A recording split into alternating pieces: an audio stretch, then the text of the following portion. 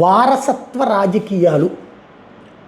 ఆ రాజకీయాలు ఒకనాడు గాంధీ గారి, నెహ్రూ గారి కుటుంబం, ఇందిరాగాంధీ కుటుంబం మధ్యలో లాల్ బహదూర్ శాస్త్రి వచ్చిన పక్కన పడేసి ఆయన చనిపోగానే చివరికి ఆయన మరణానికి సంబంధించిన పోస్ట్ మార్టం కూడా చేయించకుండా అకస్మాత్తుగా రష్యాలో అమెరికా వాళ్ళు చంపేశారని, రష్యానే చంపేసిందని అమెరికా చెప్తున్నప్పుడు పోస్ట్ మార్టం చేయాలని కనీస ఇంగిత జ్ఞానం లేకుండా అర్జెంటుగా తన పదవి కోసం అని చెప్పేసి పదవి ఎక్కేసినటువంటి ఇందిరాగాంధీ సాక్షిగా నాడు గాంధీల కుటుంబపు వారసత్వం. నెహ్రూ తర్వాతన ఇందిరాగాంధీ, వాస్తవంగా ఇందిరా నెహ్రూ అని పెట్టుకోవాలి, ఇందిరాగాంధీ అయింది ఎవరైతే ఫిరోజ్ గాంధీ భార్య కాబట్టి. అసలైతే మహాత్మా గాంధీ వాళ్ళ కుటుంబం ఏమో అనుకునేటటువంటి ఒక భ్రమని, ఆ రోజుల్లో విద్య ఎక్కువగా లేకపోవడంతో అదేదో గాంధీ గారి కుటుంబం అనుకునేటటువంటి భ్రమలు కల్పించి తీసుకొచ్చారు. అది పక్కన పెడదాం.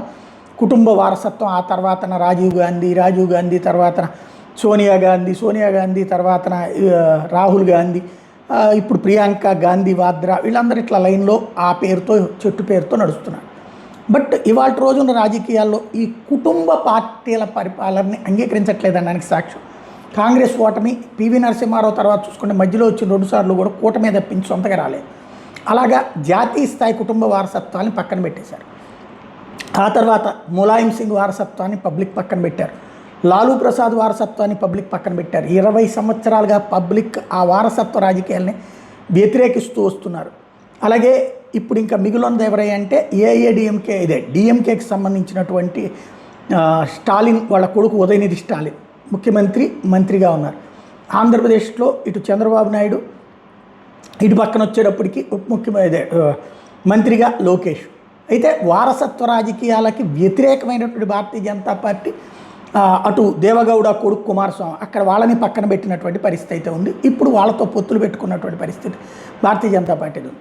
ఇక రేపటి ఎలక్షన్స్ ఏదైతే తమిళనాడులో తేలిపోబోతోంది, కుటుంబ రాజకీయం అంటే ఇక్కడ వారసత్వం పరంగా తండ్రి పేరుతో కొడుకులు పరిపాలన చేసినప్పుడు అంగీకరిస్తూ, లేదా సొంత పార్టీలు పెట్టుకున్నటువంటి. ఇప్పుడు జేఎంఎం వచ్చేటప్పటికి శిబు సోరెన్ కొడుకు పరిపాలన, కూటమి ప్రభుత్వం నడుస్తుంది. అదే సందర్భంలో ఇక్కడ జగన్మోహన్ రెడ్డి రాజశేఖర రెడ్డి కొడుకుగా సొంతగా పార్టీ పెట్టుకున్నాడు కాబట్టి ఇక్కడ నడుస్తుంది. ఇది వారసత్వం కిందకి వస్తుందంటే వారసులే కానీ సొంత పార్టీ పెట్టుకున్నాడు ఇక్కడ, అక్కడ మాత్రం వారసత్వమే అవుతుంది. ఇక్కడ ఈ ముగ్గురు ప్రస్తుతానికి నడుస్తున్నారు. భవిష్యత్తు రాజకీయంలో ఈ 3 కుటుంబాలకు సంబంధించినటువంటి రిజల్ట్ ఎట్లా ఉంటుందన్న దాని మీద వారసత్వ రాజకీయాలు అనేది అంగీకరిస్తారు లేదా, అలాగే అఖిలేష్ మళ్ళీ గెలిస్తే వారసత్వ రాజకీయాన్ని అంగీకరించినట్టే అవుతుంది. ఏం జరుగుతుందో చూడాలి.